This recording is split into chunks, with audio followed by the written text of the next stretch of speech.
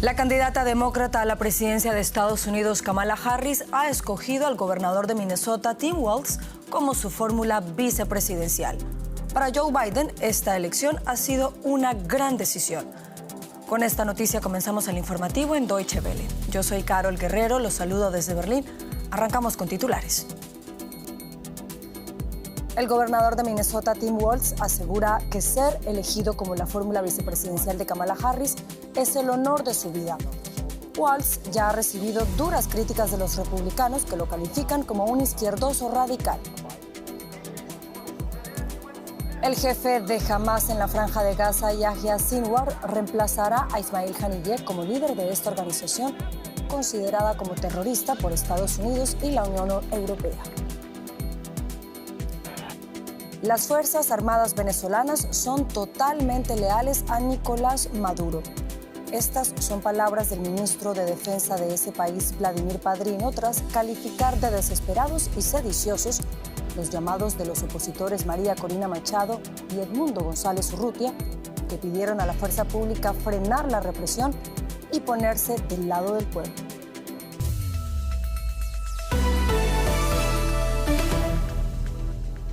La vicepresidenta de los Estados Unidos, Kamala Harris, ya eligió a su compañero de fórmula para las presidenciales.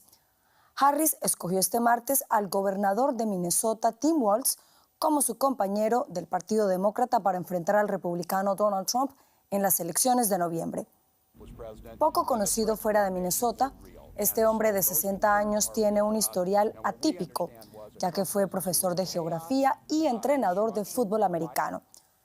Walz debería permitir a Harris atraer a un electorado más amplio, además de ayudarle a compensar sus puntos débiles.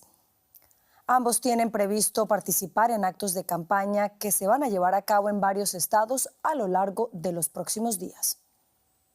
De entrenador de fútbol americano en el instituto de una pequeña ciudad de Minnesota a candidato a la vicepresidencia de los Estados Unidos. Hey Minnesota, Governor Walz here, out at the State Fair with my daughter. Tim Walz, nacido y criado en el estado rural de Nebraska, es una figura atractiva para los votantes del medio oeste de Estados Unidos y es una cualidad que le ha ayudado a alcanzar esta candidatura. Walz es un político poco conocido aún en la escena nacional. Ganó su segundo mandato como gobernador demócrata del estado de Minnesota en 2022. También ha sido legislador durante un periodo de 12 años.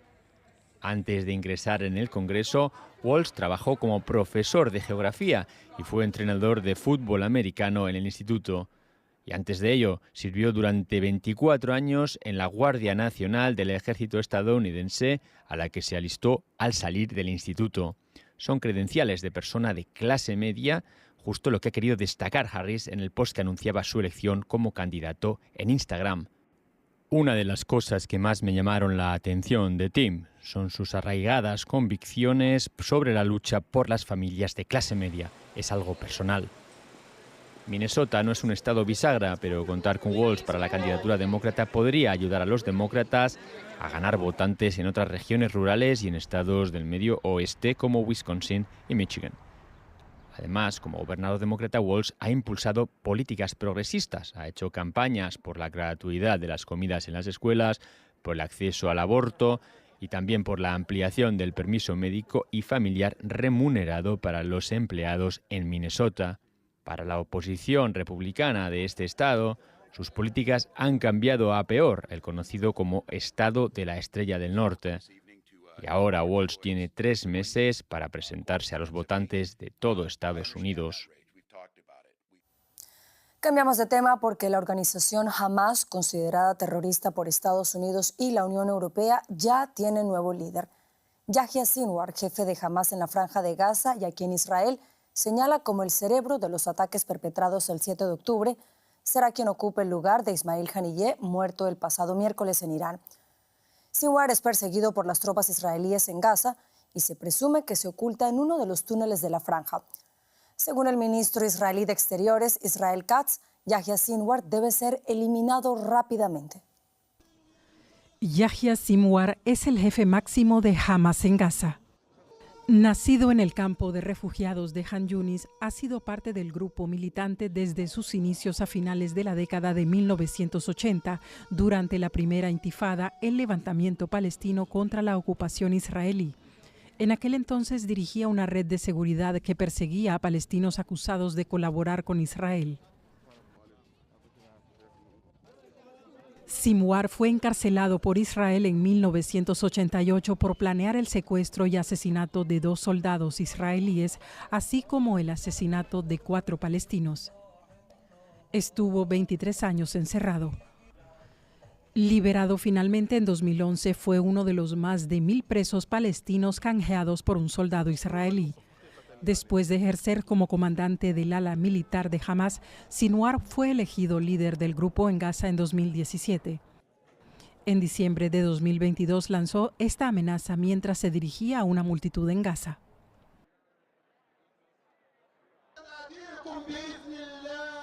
Iremos por ustedes, si Dios quiere, en un diluvio rugiente. Iremos con una avalancha de cohetes, con una oleada interminable de soldados, con millones de nuestra gente, marea tras marea. Israel acusa a Sinwar de ser el principal responsable de los atentados terroristas del 7 de octubre que dejaron 1.200 muertos y más de 250 rehenes en Gaza. El responsable de este despreciable ataque fue Yahya al-Sinwar, el soberano de la Franja de Gaza. Por lo tanto, él y todo el sistema bajo su mando están prácticamente muertos. Los atacaremos, los desmantelaremos y desmantelaremos su sistema. Las fuerzas israelíes lo han perseguido sin descanso, atacando los túneles subterráneos de Gaza, donde se cree que se oculta para evitar los ataques de Israel que han causado la muerte de decenas de miles de palestinos. Y desde Israel, el periodista Mikel Ayestarán nos cuenta más detalles de esta elección de Yahya Sinwar, quien es considerado un líder más radical y violento para suceder a Ismail Haniyeh. Escuchemos. A punto de cumplirse la primera semana desde el asesinato de Ismail Haniyeh en Teherán, Hamas anuncia que su sustituto al frente del grupo será Yahya Sinwar. Israel considera a Sinwar el cerebro de los ataques del 7 de octubre, en los que murieron 1.200 israelíes y más de 250 fueron capturados por las facciones palestinas. A partir de ahora, Sinwar será el máximo responsable político del movimiento en Gaza, Cisjordania y el exilio. Hay que explicar que Hamas cuenta con un organigrama en el que hay un jefe supremo, que era Haniyeh, y 3 vicepresidentes, uno para Cisjordania, que era Saleh al-Aruri, otro en el extranjero, Khaled Mashal, y un tercero en Gaza, que es Sinwar. La elección, por tanto, era entre Mashal y Sinwar, y ha ganado este segundo porque Mashal no tiene buena relación con Irán y con Hezbollah. Sinwar, gazatí de 62 años, nacido en la ciudad de Han Yunis, se convirtió en el líder del movimiento islamista en Gaza en el año 2017, y con su llegada la rama militar pasó a tener mucho más peso en Hamas, ya que se trata de uno de los fundadores de las brigadas de Sedin al-Qassam, el brazo armado de la organización. Su ascenso al poder hizo que desde el primer momento palestinos e israelíes coincidieran en calificarle como radical, y todos recordaban en esos primeros años que formaba parte de la lista de terroristas más buscados de Estados Unidos desde el año 2015. Entre tanto, el brazo armado de la organización libanesa Hezbollah, considerado terrorista por la Unión Europea, ha lanzado una nueva oleada de ataques con drones y misiles contra Israel, aumentando el temor de una guerra total en la región. Según las autoridades israelíes, los ataques dejaron 2 heridos. Mientras continúa la guerra contra Hamas en Gaza, el ejército israelí también ha estado intensificando las redadas en la Cisjordania ocupada dirigidas contra lo que consideran células terroristas. Son los restos de palestinos asesinados durante incursiones de las tropas israelíes en la localidad de Aqaba, en la Cisjordania ocupada. Israel ha incrementado sus operaciones en el territorio desde el ataque terrorista de Hamas el 7 de octubre para sofocar cualquier posibilidad de agresión. Las fuerzas especiales de Israel irrumpieron en la ciudad de Aqaba, apoyados por vehículos militares del ejército de ocupación israelí. Asaltaron varias casas. Durante estas redadas, muchos jóvenes resultaron heridos, algunos gravemente. 3 fueron asesinados.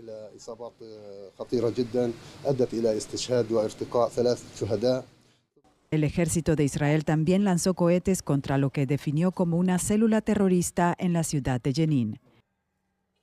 La guerra en Gaza no solo ha causado una escalada de tensión en Cisjordania, también está profundizando las divisiones en la región. Los ataques casi diarios entre Israel y Hezbollah en la frontera del Líbano con Israel agravan el riesgo de una peligrosa escalada. Varias personas resultaron heridas el martes por ataques con drones de Hezbollah en el Masra, en el norte de Israel. Antes, un ataque aéreo de Israel contra un pueblo en el sur del Líbano alcanzó una supuesta estructura militar de Hezbollah.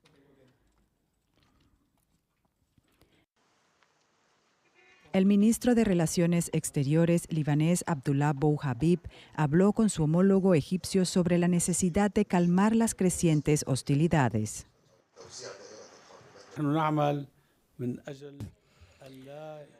Estamos trabajando para asegurar que ninguna respuesta a Israel desemboque en una guerra total, porque no va a beneficiar a ninguno de los países involucrados, tampoco a Israel. Solo los que buscan el conflicto son quienes sacan partido de la situación. Nosotros, como autoridades, no queremos guerra. Por eso, si una respuesta es necesaria, no debería ser colectiva o de tal magnitud que escale a un conflicto más amplio.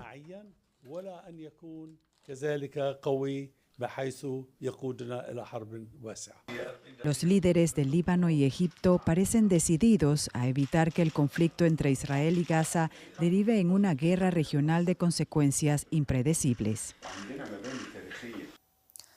Vamos ahora a América Latina porque el expresidente de Argentina, Alberto Fernández, fue denunciado por su expareja Fabiola Yáñez por violencia física y hostigamiento, según confirmaron fuentes judiciales citadas por medios locales de ese país.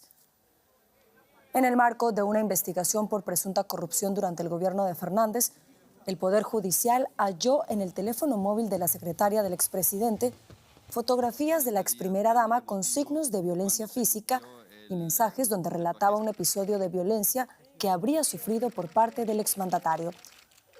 El juez federal habría impuesto ahora medidas de protección en su favor.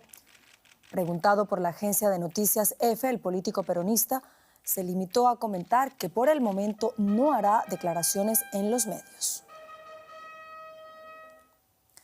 Y la Unión Europea exigió este martes al gobierno de Venezuela abandonar la campaña de intimidación judicial contra la oposición después de que la Fiscalía de este país abriera una investigación contra María Corina Machado y el candidato a la presidencia Edmundo González Urrutia. Ambos hicieron un llamado a policías y fuerzas armadas a ponerse, según sus palabras, del lado del pueblo. Mientras tanto, las manifestaciones ya han dejado al menos 11 civiles muertos, según cifras del Foro Penal, y más de 2.000 detenidos. La Unión Europea no da por buenos los resultados sobre las elecciones presidenciales venezolanas del 28 de julio que dan la victoria a Nicolás Maduro. Tras emitir una declaración conjunta el domingo, el bloque exige el fin de la represión y la retórica violenta del oficialismo contra la oposición y la sociedad civil. La Unión Europea y sus Estados miembros condenamos y estamos preocupados por la actuación de las autoridades de Venezuela en lo que se refiere al número de detenciones arbitrarias de activistas políticos, opositores y al acoso continuado a la oposición.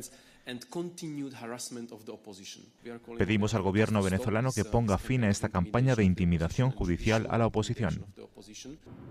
El lunes, la oposición venezolana solicitó a los policías y militares ponerse, según dijo, del lado del pueblo. Mediante un comunicado, María Corina Machado y Edmundo González Urrutia pidieron a las Fuerzas Armadas impedir lo que consideran un golpe de Estado de Nicolás Maduro, quien aseguran quiere hacer a los agentes del orden cómplices. Además, el texto reitera la denuncia de fraude electoral. Paralelamente, centenares de seguidores de Maduro marcharon en Caracas bajo la lluvia hasta el Palacio Presidencial de Miraflores. Allí Maduro llamó a boicotear la aplicación de mensajería instantánea WhatsApp por supuestas amenazas, ello sin aportar pruebas. Voy a romper relaciones con WhatsApp. Porque WhatsApp la están utilizando para amenazar a Venezuela. Y entonces yo voy a eliminar mi WhatsApp de mi teléfono para siempre. Poco a poco iré pasando mis contactos a Telegram, a WhatsApp. ¿Ustedes me entienden? Es necesario hacerlo. Dile no a WhatsApp. Fuera WhatsApp de Venezuela.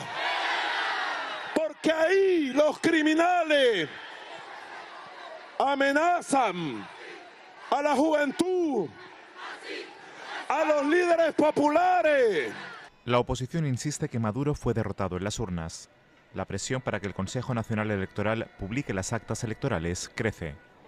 El CNE asegura haberlas entregado al Tribunal Supremo de Justicia de Venezuela, ambos organismos controlados por el oficialismo, lo que sigue cuestionando gran parte de la comunidad internacional. Y más temprano, el investigador asociado del Instituto de Estudios Latinoamericanos del GIGA, Jesús Rensullo, nos habló de lo que implica para la izquierda latinoamericana la situación actual que se vive en Venezuela. Escuchemos. Es una posición completamente incómoda para la izquierda latinoamericana en todos sus estadios.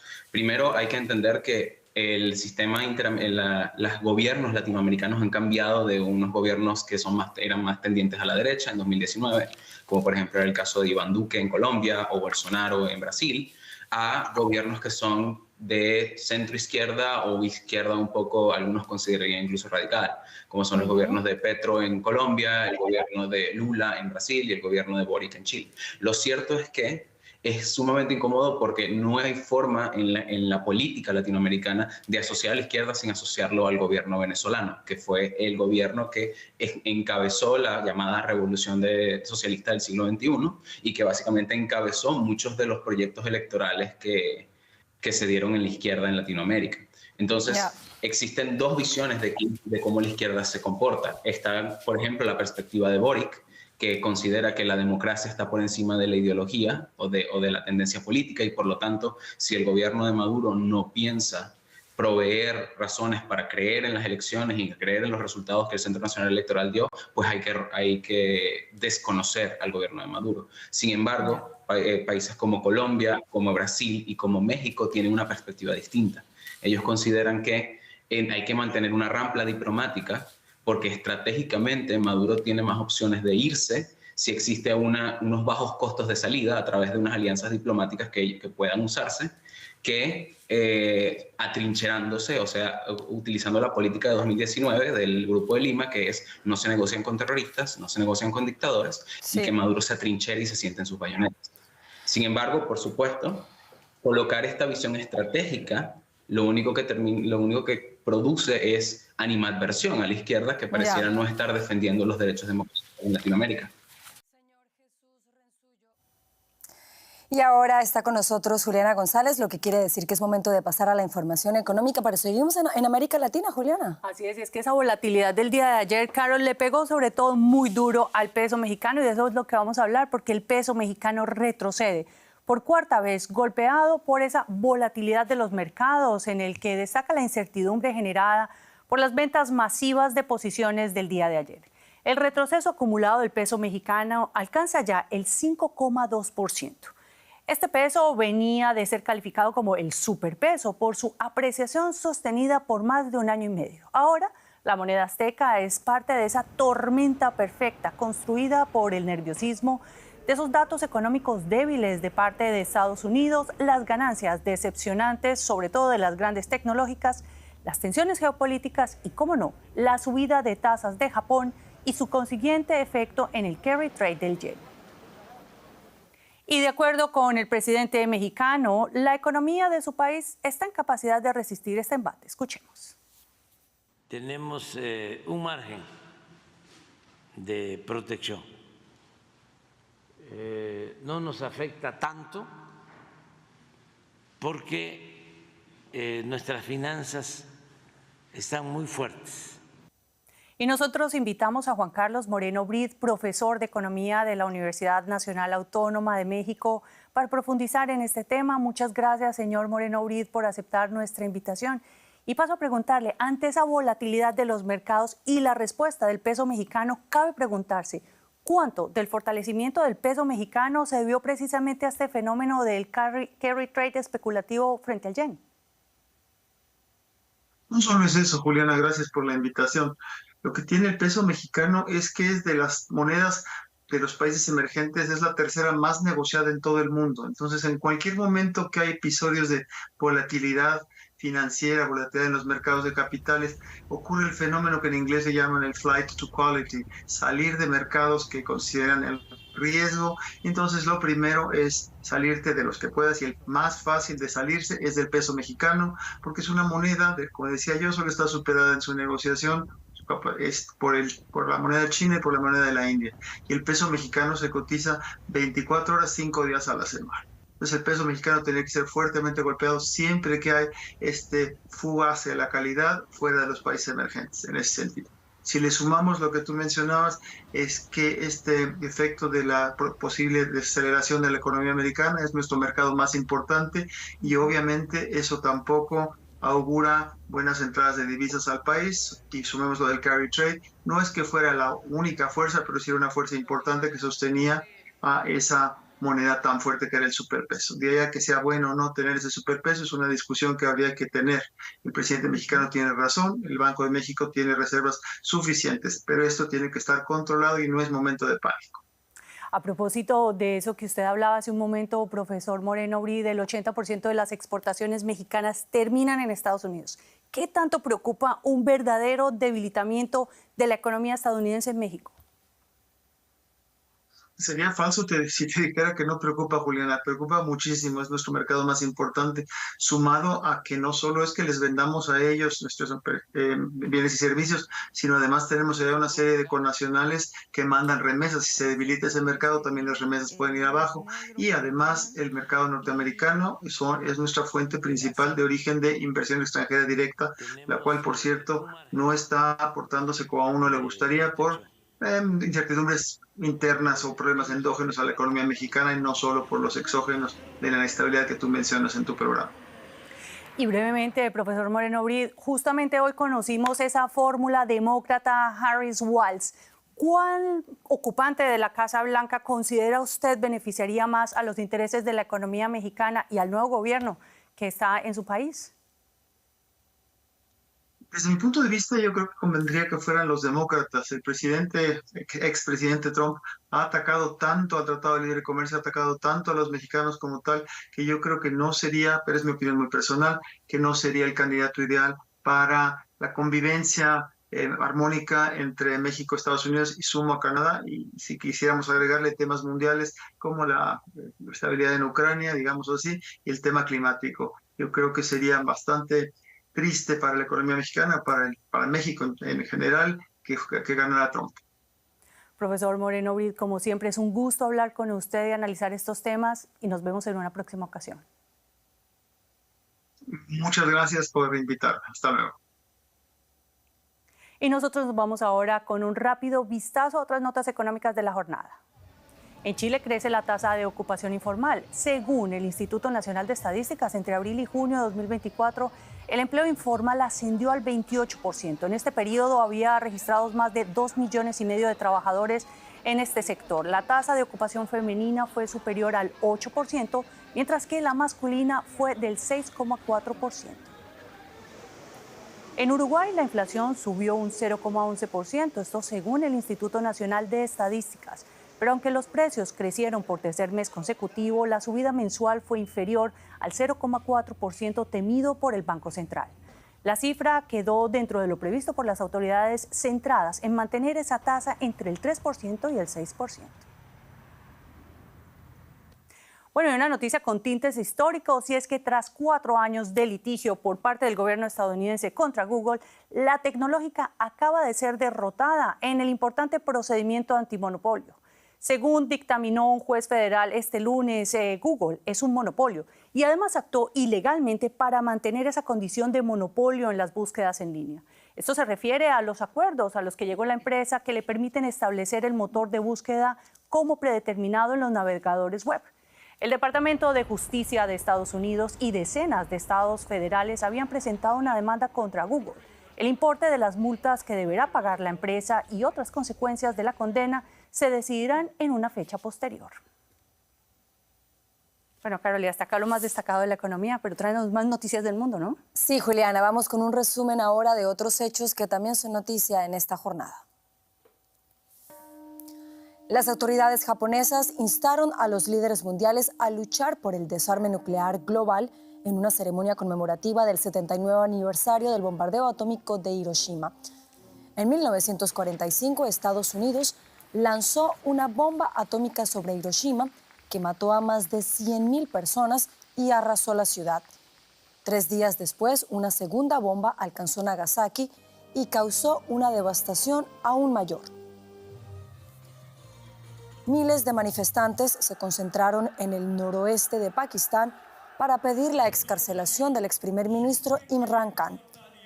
La multitudinaria concentración coincide con el primer aniversario de la condena de 3 años de cárcel que Khan debe cumplir por un supuesto caso de corrupción. Algunas zonas del estado de Florida en Estados Unidos siguen anegadas tras el paso del huracán Debby. Cientos de personas fueron rescatadas después de que se registraran unos 40 centímetros de lluvia.